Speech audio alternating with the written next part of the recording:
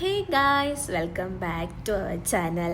ഇന്നത്തെ വീഡിയോ എന്ന് പറയുമ്പോൾ ചേച്ചിയുടെ കല്യാണം വ്ലോഗാണ്. ഞാൻ കഴിഞ്ഞ വീഡിയോയിൽ ചേച്ചിയുടെ റിസപ്ഷൻ്റെ വീഡിയോ ഇട്ടിട്ടുണ്ടായിരുന്നു. അപ്പോൾ ഇത് വന്നിട്ട് കല്യാണത്തിൻ്റെ വ്ലോഗാണ്. അപ്പോൾ അത് കാണാത്തവർ റിസപ്ഷനത് പോയി കാണുക. ഒരു 1.5 വർഷം മുന്നേ എൻ്റെ കല്യാണം നടന്നിരുന്നു. അന്ന് എൻ്റെ അമ്മയ്ക്ക് നേരത്തെ റെഡിയാവാനായിട്ട് പറ്റിയില്ല. അന്ന് എനിക്ക് 8:30-ക്കായിരുന്നു എൻ്റെ കല്യാണം. അപ്പോൾ എനിക്ക് തന്നെയും തീരെ സമയമില്ലാതെയാണ് നമ്മൾ റെഡിയായി ഇറങ്ങിയത്. അപ്പോൾ അമ്മയ്ക്കും റെഡിയാവാനായിട്ട് തീരെ പറ്റിയിട്ടില്ല. പെട്ടെന്ന് എന്തൊക്കെയോ ചെയ്ത് ഇറങ്ങി എന്ന് മാത്രമേ പറയാൻ പറ്റുള്ളൂ. അപ്പോൾ അമ്മയ്ക്ക് അന്ന് മുതൽ ഇന്ന് വരെയും ഭയങ്കര വിഷമമായിരുന്നു. എൻ്റെ കല്യാണത്തിന് ഒരുങ്ങാൻ പറ്റിയില്ല, ഇനി എന്തുപോലെ ഒരുങ്ങാൻ പറ്റണത് എന്നൊക്കെ ഭയങ്കര വിഷമമായിരുന്നു.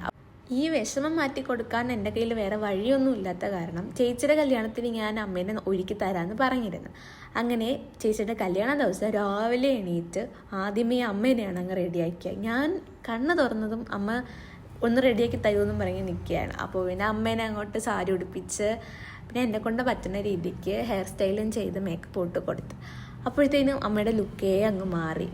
ഇനിയിപ്പം ചിലർ വിചാരിക്കും ഈ വയസ്സാം കാലത്ത് അമ്മയ്ക്ക് വേറെ പണിയൊന്നും ഇല്ലേ എന്ന് വിചാരിക്കുന്നവരോട് ഐ തിങ്ക് ഓരോരുത്തരുടെ ഇഷ്ടമല്ലേ ഇത്തിരി ഒരുങ്ങി നടക്കണമെന്നൊക്കെ ഉള്ളത്. അമ്മയുടെ കാലത്തെ ഒരുങ്ങാൻ പറ്റിയിട്ടില്ല, അപ്പോൾ ഈ കാലത്തെങ്കിലും ഒരുങ്ങണമല്ലോ.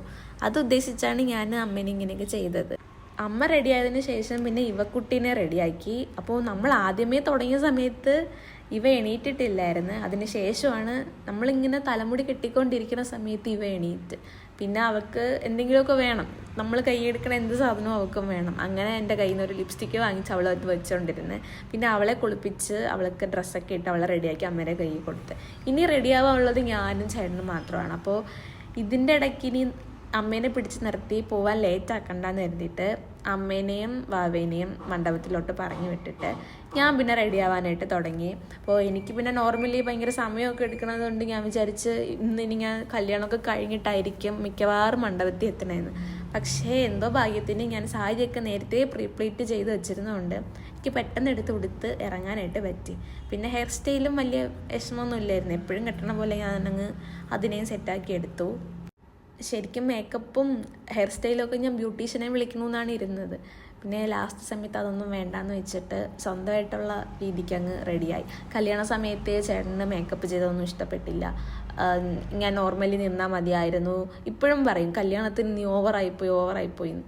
അതുകൊണ്ട് ഞാൻ പിന്നെ മേക്കപ്പിനെ വിളിച്ചൊന്നുമില്ല, സ്വന്തമായിട്ടുള്ള രീതി മതിയെന്ന്. എന്നിട്ടും ഇത് കണ്ടിട്ട് പറഞ്ഞു ഇച്ചിരി ഓവറായിപ്പോയി എന്ന്. പക്ഷേ എനിക്കിഷ്ടപ്പെട്ടു. അപ്പോൾ ഇതെൻ്റെ കല്യാണ സാരിയാണ്, അത് ഞാൻ പറയാൻ മറന്നുപോയി. എൻ്റെ കല്യാണ ഡ്രസ്സാണ് ഞാൻ ചേച്ചിയുടെ കല്യാണത്തിന് ഇട്ടിരിക്കണേ. പക്ഷേ എനിക്കിപ്പോൾ നോക്കുമ്പം എൻ്റെ കല്യാണത്തിനേക്കാളും എനിക്കിതിൽ ഇച്ചിരി ഭംഗിയുള്ളതുപോലെ തോന്നുന്നുണ്ട്. എന്തായാലും ഞാൻ അന്ന് സ്വന്തമായിട്ട് ഒരുങ്ങിയാൽ മതിയെന്നും എനിക്കിത് കാണുമ്പം ഇടയ്ക്കിടയ്ക്ക് ഇങ്ങനെ തോന്നും. നോർമലി നമ്മൾ എവിടത്തെ ഏതൊരു ഫംഗ്ഷന് പോയാലും ഇച്ചിരി ലേറ്റായൊക്കെയാണ് എത്തണേ. പക്ഷെ ഇപ്രാവശ്യം എന്തെന്ന് ഇറങ്ങിയോടെ നമ്മൾ പെട്ടെന്ന് ഇറങ്ങി. എന്നാലും വലിയ പെട്ടെന്നൊന്നും പറയാൻ പറ്റില്ല. നമ്മൾ ചെന്നതും സ്വീകരണത്തിന് റെഡി ആയിക്കൊണ്ട് നിൽക്കുകയായിരുന്നു എല്ലാവരും. അപ്പോൾ ഒന്ന് മാറിയിരുന്നെങ്കിൽ സ്വീകരണം കഴിഞ്ഞിട്ടേ നമ്മൾ എത്തോളുമായിരുന്നു. കെട്ട് കഴിഞ്ഞാൽ പിന്നെ ചേച്ചീനെ കാണാൻ കിട്ടില്ലാത്തതുകൊണ്ട് കെട്ടിന് മുന്നേ തന്നെ നമ്മൾ പോയി കുറച്ച് ഫോട്ടോസൊക്കെ ചേച്ചിയായിട്ട് എടുത്ത്. അത് കഴിഞ്ഞ് നമ്മൾ ചെന്നപ്പോൾ അവർ മണ്ഡപത്തിലോട്ട് കയറാനുള്ള സമയം, എല്ലാവരും അനുഗ്രഹമൊക്കെ വാങ്ങിച്ചുകൊണ്ട് നിൽക്കണേ. പിന്നെ നമ്മൾ സ്റ്റേജിലോട്ട് കയറിയില്ല. വെറുതെ എന്തിനാണ് അവിടെ ചെന്ന് നിന്ന് ആളും തിരക്കും കൂട്ടണമെന്ന് കരുതി നമ്മൾ താഴത്ത് തന്നെയാണ് നിന്നത്. ആദ്യമേ ചേട്ടനെ മണ്ഡപത്തിൽ കയറ്റിയായിരുന്നു. അതിനുശേഷമാണ് ചേച്ചി വരണത്. അപ്പോൾ വല്യച്ഛനും വല്യമ്മയും ചേച്ചീനെ കൊണ്ടിങ്ങനെ പോവുകയായിരുന്നു. അപ്പോൾ ഞാൻ നോക്കുമ്പോൾ വല്യച്ഛൻ്റെ ഫേസൊക്കെ നല്ല രീതിക്ക് ടെൻഷൻ അടിച്ച് എന്തോ ചെയ്യണം, എവിടെ എങ്ങനെ എന്നൊന്നും അറിഞ്ഞൂടാതെ ടെൻഷൻ അടിച്ചിങ്ങനെ നിൽക്കണം. അയ്യോ, അത് കണ്ടപ്പോൾ പാവം തോന്നി കേട്ടോ. എല്ലാ കല്യാണത്തിനും പോകുമ്പം ക്യാമറാമാനെ ആണല്ലോ നമ്മൾ കാണുന്നത്, കെട്ട് കാണാൻ പറ്റൂല. ഈ കല്യാണവും അതേപോലെ തന്നെയായിരുന്നു. എനിക്ക് വീഡിയോ കിട്ടൂല എന്ന് തന്നെയാണ് ഞാൻ വിചാരിച്ചത്. പിന്നെ എനിക്ക് നേരിട്ട് കാണാനായിട്ട് സ്ക്രീൻ ഉണ്ടായിരുന്നുകൊണ്ട് ഞാൻ അതിൽ കണ്ട്. പിന്നെ വീഡിയോ എടുക്കാൻ വേണ്ടിയിട്ട് സ്റ്റേജിൽ ചേച്ചിയുടെ ഫ്രണ്ട്സ് ഉണ്ടായിരുന്നു. അപ്പോൾ ഞാൻ അവരുടെ കയ്യിൽ കൊടുത്തിട്ടാണ് ബാക്കി വീഡിയോസ് എല്ലാം എടുത്തിട്ടുള്ളത്. അപ്പോൾ ബാക്കി നിങ്ങളത് കണ്ടു നോക്കുക.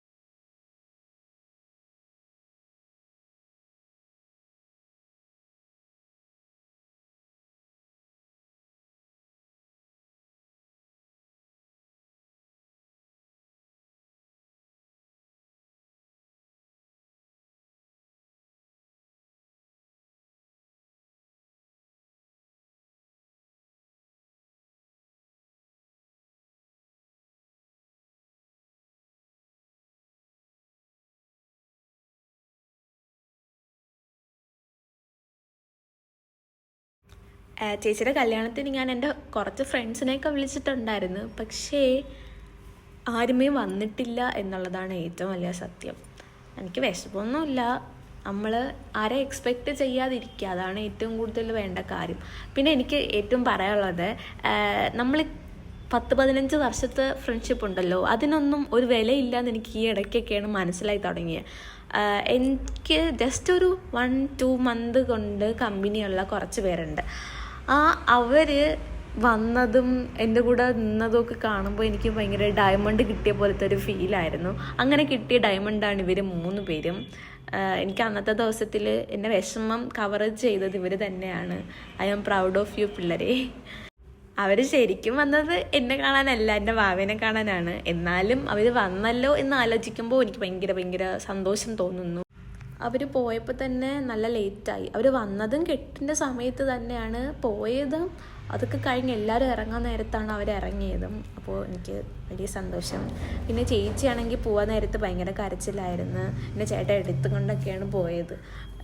ഇനി കരയണ്ട, വിഷമിക്കേണ്ട. വല്യമ്മയും ഭയങ്കര കരച്ചിലായിരുന്നു. ചേച്ചി പോയതിനു ശേഷം ഷോക്ക് അടിച്ച പോലെ ഇങ്ങനെ ഒരു സൈഡിലിരിക്കുകയായിരുന്നു. എൻ്റെ കല്യാണ സമയത്താണെങ്കിൽ അമ്മേനെ കാണാനില്ലായിരുന്നു. അമ്മ എവിടെയെന്ന് പോലും ഞാൻ കണ്ടില്ല. എനിക്ക് വിഷമമുണ്ടായിരുന്നു. ഇറങ്ങുന്ന സമയത്ത് അമ്മേനെ കാണാൻ പറ്റാത്തതിലാണ് ഞാൻ പിന്നെ കരങ്ങിയത്. എന്നെ തിരിഞ്ഞ് നോക്കല് ഇങ്ങനെ പറയണുണ്ട്, നോക്കാനും പറ്റിയില്ല. പിന്നെ വണ്ടിക്കകത്ത് കയറി കുറച്ച് ദൂരം പോയതും എൻ്റെ കരച്ചിലൊക്കെ പോയി. പിന്നെ നമ്മൾ വ്ളോഗൊക്കെ എടുത്താണ് ബാലരാമപുരം വരയ്ക്കും എത്തിയത്. ഇപ്പോൾ ചേച്ചിയുടെ കല്യാണം കഴിഞ്ഞിട്ട് ഇനി വൈകിട്ട് റിസപ്ഷനുണ്ട്. അപ്പോൾ ഇനി എൻ്റെ വീട്ടിൽ ഇവിടുന്ന് കുറച്ചല്ലേ ഉള്ളൂ. അപ്പോൾ നമ്മൾ നേരെ എൻ്റെ വീട്ടിലോട്ടാണ് പോയത്. അവിടെ പോയി റെഡിയായി. പിന്നെ വൈകിട്ട് ഒരു ഉറക്കം ഇതിനിടയ്ക്ക് കഴിഞ്ഞിട്ട് നമ്മൾ വൈകിട്ട് ഇറങ്ങി കൊടപ്പനക്കുന്നാണ് ചേട്ടൻ്റെ വീട്. അപ്പോൾ ഇനി അങ്ങോട്ട് നമ്മൾ റിസപ്ഷന് പോവുകയാണ്. പോകുന്ന വഴിക്ക് ഉറങ്ങാനുള്ള ശ്രമത്തിലാണ് ഇവ. പക്ഷേ എന്നത്തെയും പോലത്തെ ഉറക്കമല്ല ഇന്ന് അവൾക്ക്. വായി കൂടെ എന്തൊക്കെയോ പതച്ചിറക്കി സൗണ്ട് ഉണ്ടാക്കി. നോക്കുമ്പോൾ ഇടയ്ക്ക് കണ്ണു തുറന്നിരിക്കും, ഇടയ്ക്ക് കണ്ണടച്ചിരിക്കും. ആർക്കും ശല്യമില്ലാതെ അപ്പോൾ അങ്ങനെ കിടന്ന് ഉറങ്ങി. ചേട്ടൻ്റെ വീടെത്തിയപ്പോഴത്തേനും അവൾ പിന്നെ ഉറക്കത്തിൽ നിന്നൊക്കെ എണീറ്റ് അതിനുശേഷം അവിടുത്തെ സൗണ്ടൊക്കെ കൂടെ കേട്ടിട്ടാണ്. ഒത്തിരി പേരുണ്ടായിരുന്നല്ലോ. അപ്പോൾ അതിനുശേഷം തിരിച്ച് വീട്ടിൽ നിന്ന് നമ്മൾ കവടിയാറാണ് അവരുടെ മണ്ഡപം വരണത്. അപ്പോൾ അങ്ങോട്ട് പോണ വഴിക്ക് ഇവള് പിന്നെയും എണീറ്റ്. പിന്നെ അവിടെ കാറിലൊന്നും ഇരിക്കൂല, അവൾക്ക് ഫ്രണ്ടിൽ വരണം. ഫ്രണ്ടിൽ വന്നിട്ട് അവിടെ ഒട്ടിച്ചിരിക്കുന്ന കാറുകളെല്ലാം ഇനി എടുക്കണം, ഉരുട്ടണം. ഒരു ബഹളം തന്നെയായിരുന്നു കാറിനകത്ത്. പിന്നെ അതൊക്കെ കഴിഞ്ഞ് നമ്മൾ മണ്ഡപത്തിലെത്തി. ഇവയ്ക്ക് പിന്നെ ഈ കളറിലെ ജ്യൂസൊക്കെ കാണുമ്പോൾ ഭയങ്കര ഇതാണ്. പച്ചവെള്ളം കുടിക്കൂല, ഇതേപോലത്തെ ജ്യൂസ് മാത്രമേ കുടിക്കുകയുള്ളൂ. ഞാൻ അത് കുറച്ചേ കടുത്തുള്ളൂ. ഇതൊന്നും കൊച്ചു പിള്ളേർ കുടിച്ചുവിടല്ലോ. പിന്നെ അത് കഴിഞ്ഞ് നമ്മൾ അകത്ത് പോയപ്പോൾ വല്യമ്മയുടെ വിഷമമൊക്കെ തീർന്ന് ചേച്ചിയുടെ അടുത്ത് സംസാരിച്ചുകൊണ്ടൊക്കെ നിൽക്കണേ.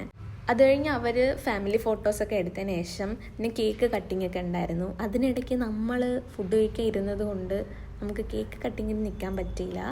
ഫുഡൊക്കെ കഴിച്ചിട്ട് പിന്നെ നമ്മളും കയറി ഫോട്ടോയൊക്കെ എടുത്ത് ചേച്ചിയുടെ അടുത്ത് സംസാരിച്ച് അതെല്ലാം കഴിഞ്ഞിട്ട് നമ്മളും പിന്നെ അവിടെ നിന്ന് നേരെ വീട്ടിലോട്ട് പോയി. അപ്പോൾ ഇതൊക്കെയാണ് നമ്മുടെ കല്യാണ വ്ളോഗ്. എൻ്റെ അല്ല, ചേച്ചിയുടെ കല്യാണ വ്ളോഗ്.